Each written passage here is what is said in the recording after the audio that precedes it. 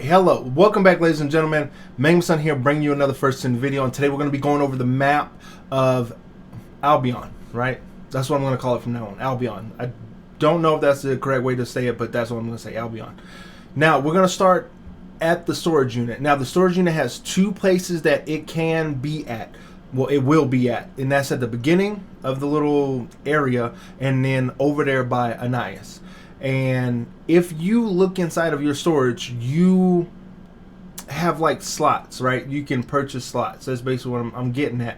And if you do purchase those slots, like additional slots, for some reason, it'll cost you up towards like $500 for all that caliber. Now, if you have $500 to spend on a video game that's just purchasing slots, not cosmetics, not Ultimate Bunny, not Ultimate Lepic, Ajax, Volby, any of that, if you got all that money to spend on slots, you probably should be looking at, I don't know, opening up a CD or something. If you don't know what that is and you got $500 for slots, and you need to go talk to somebody. Now, when you go inside of here, a lot of these menus are universal, but for this specific spot here, you can sort them in ascending and descending order. You can sort them by level, type. You can sort them by rarity. I don't really like that term in this game of rarity, but you can sort them by rarity. And you can even refresh the page using the little refresh wheel button if for some reason it didn't load up right. I never had a issue with, I don't know, like things showing up. But I want to say that refresh button is there probably for trading.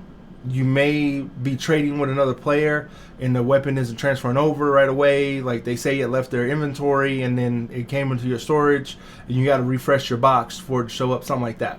Now you can also show your attached items.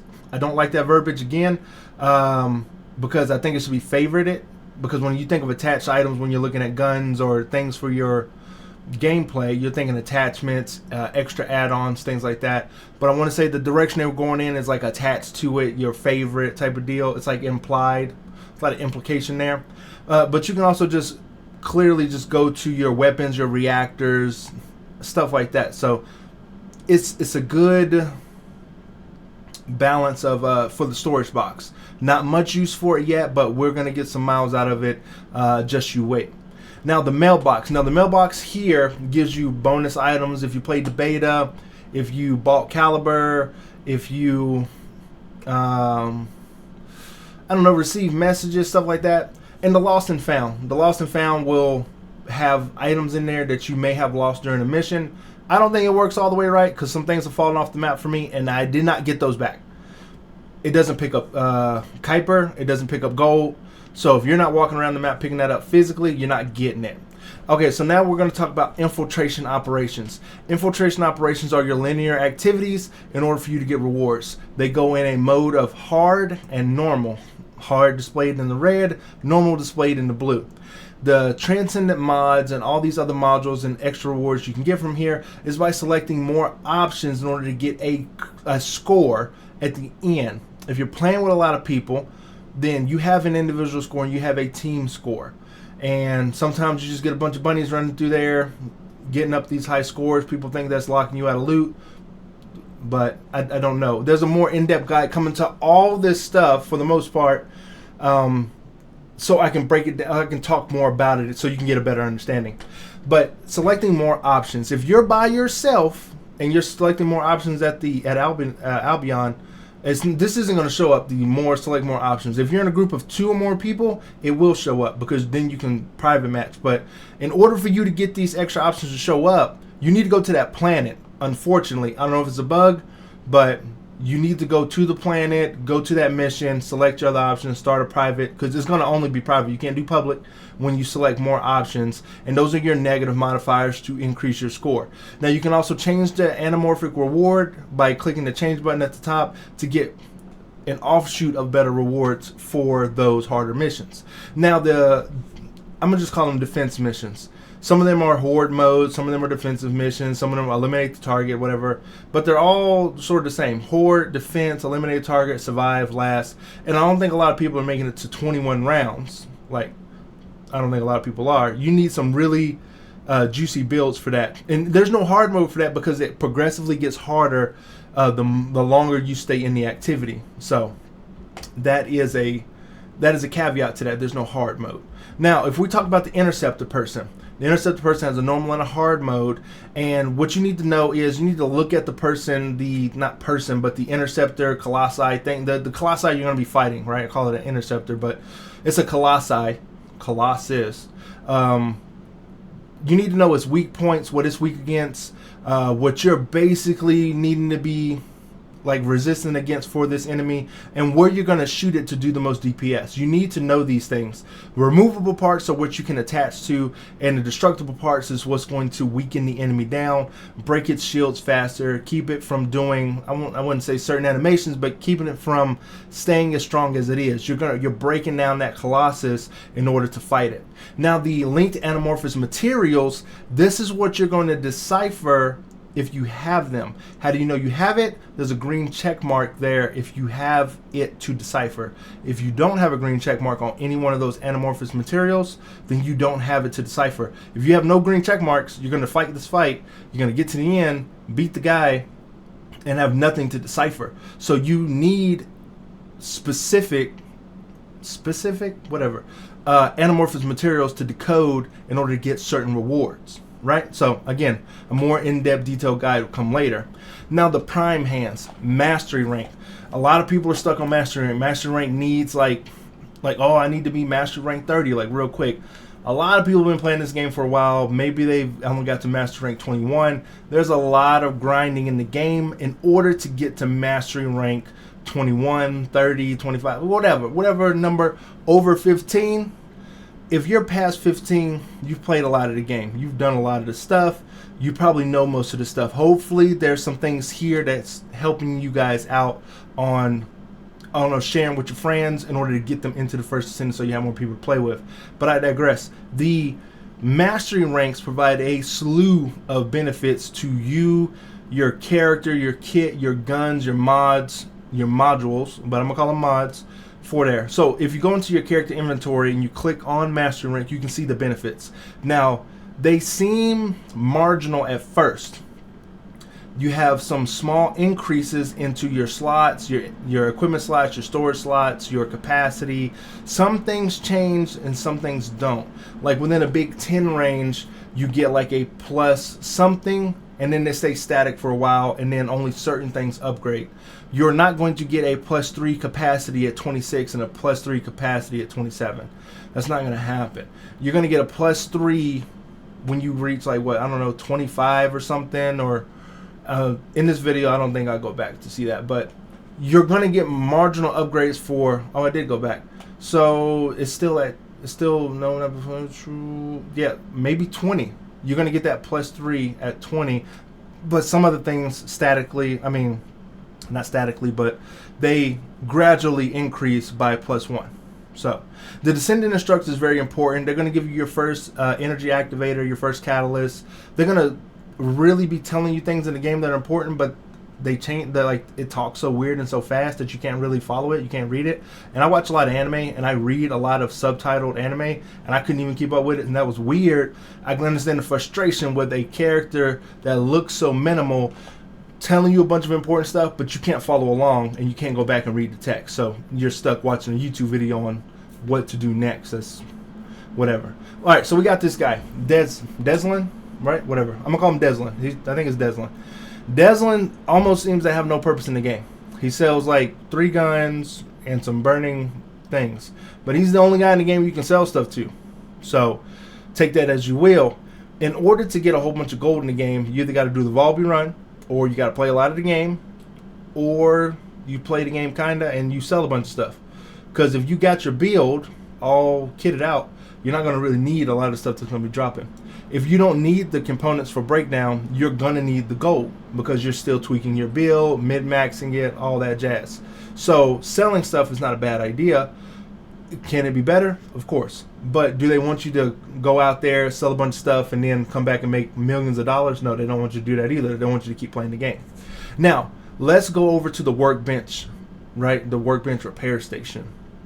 Now, the weapon level transmission takes that little diamond black box and takes a lower level gun and then you can consume, right, or infuse, whatever you want to say, and use some phase exchangers in order to bring that level up. Now, some people say don't use it on low level weapons, don't use it on level 2 to bring it up to 100 because you're going to get a better stuff later in the game. I don't agree with that. I want to have again another workbench video that's going to go way more deeper into the workbench, and so you can utilize it better. So don't listen to those naysayers. If you got a gun at 25 and you liked it, you can use it in order to use the adjustment control axes or accesses or whatever they're called in order to make the gun better. You can bring it up to par. You can bring it up to par. But again, let's briefly go over this before that video for those who stuck with me this long. So you can lock out some of the things you don't want to change, and you can use some gold and some axes in order to change it. Everything on the left hand side is what can potentially replace that non-locked option, right? Anything that's not locked is going to change. So you use it and then you're basically re-rolling it. So you just make some more axes. The more axes you get, the more you can go ahead and keep readjusting and readjusting. And if you got a bunch of junk to sell, sell it to that guy, get a bunch of gold, come back here, do the thing. You see the loop? Yeah, you see the loop. If you want to enhance your reactor, it's just a quick little bump up the reactor. I don't really think it's doing anything crazy. You see the gains here, but I don't know. It's just for, I think it's just for a trophy. I think this reactor enhancement thing is in its baby stages of what's actually capable of reactor enhancing, and I think we're going to see a lot more from the reactor enhancing the longer we get into the game, with the longevity of the game.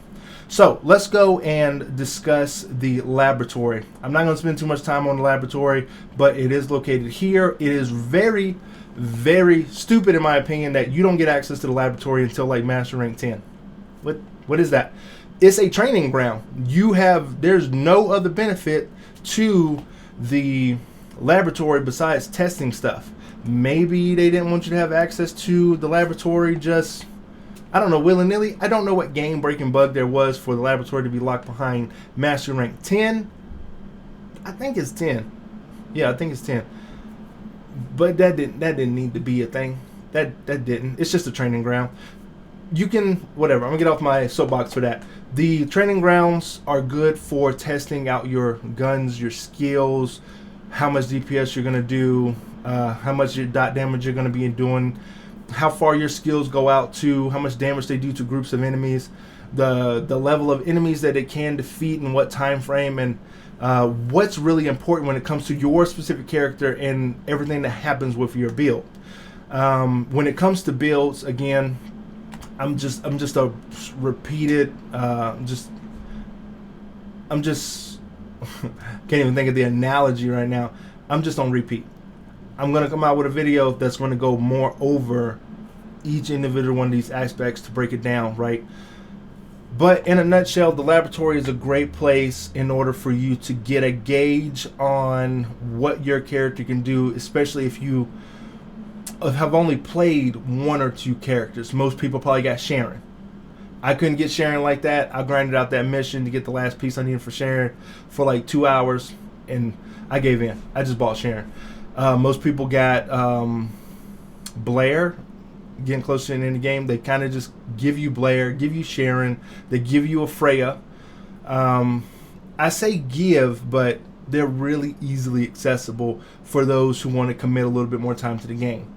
So you're not gonna spend money on Freya if you don't want to. You don't gotta spend money on Blair, and for the most part, I want to say Volby.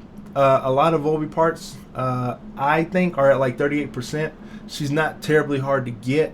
Some of the other guys that are hard to get, like Ismo, Jaber, whatever. He's kind of harder to get. The healing guy, Young Sung, I don't know what his name is. But the healing guy, very good character. I don't see a lot of regular people out there playing with these offshoot characters like Kyle and stuff because I'm thinking they're harder to get. There's another teleportation area in Albion, and that's down there by Anais. So let's go over and talk to Anais. Anais is someone you're going to see all the time. All the time. you're always going to be doing research. You want at least 5 researchers going all at the same time. And since I personally bought Volby for 300 caliber, whenever I do complete all the parts, eventually at some point I'm going to be giving away those parts as part of my YouTube videos and when trading comes into the game, because I don't need them. And for those who start watching the channel, keeping up with the channel, need those extra components, I'll trade them to you just for being around. So stay tuned for that when trading does come into the game. You want to always be making phase exchanger, precision phase exchanger, and adjustment control axes.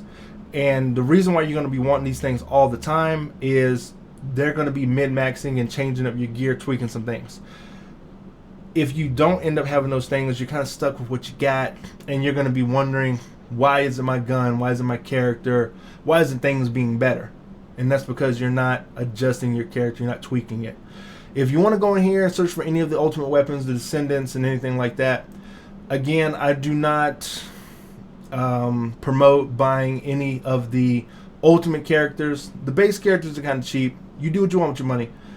But the ultimate characters, I think, should be a grind to keep you in the game. If you're burned out on grinding for characters, stop playing the game and take a break. Go watch some TV, go ride a bike, go hang out somewhere and do something else. Because the drop rates and the percentages are kind of like, anyway. But you can target farm some stuff here. You can target farm just about everything in the game. Are you going to get it? That's always left up to RNG. So, but last but not least, we have Cillian. And we're going to be talking about mods. We're not going to go into anything deep here. Cillian, for the mods, has a pretty big impact on the game. So, here you can upgrade your mods. And when you upgrade your mods, you can see what it's going to turn into, but you can also see how much it's going to affect you. And what I mean by affect is when you go over the capacity that you have, you're going to be hit with that red bar and that red plus sign. You're going to be over leveled of that mod for using it on this character. And if you have that mod on another character, it may take it off of that character, right? So you're thinking you're going to go in with a Vesa that has increased defense, but increased defense is too much for her to handle, and it's going to be unequipped because you overleveled it on another Descendant. So as soon as you see that red plus, you need to stop upgrading it, figure out what you need to do to adjust your mods. Now, when it comes to dismantling